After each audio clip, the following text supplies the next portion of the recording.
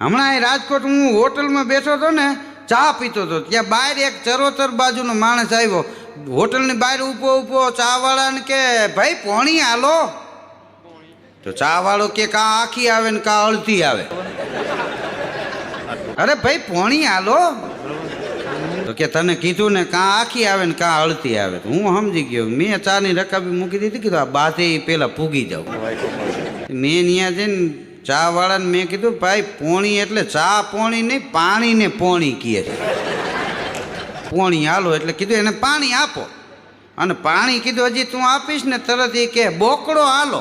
એટલે કીધું બેહવાનું, બાકડો આપજે.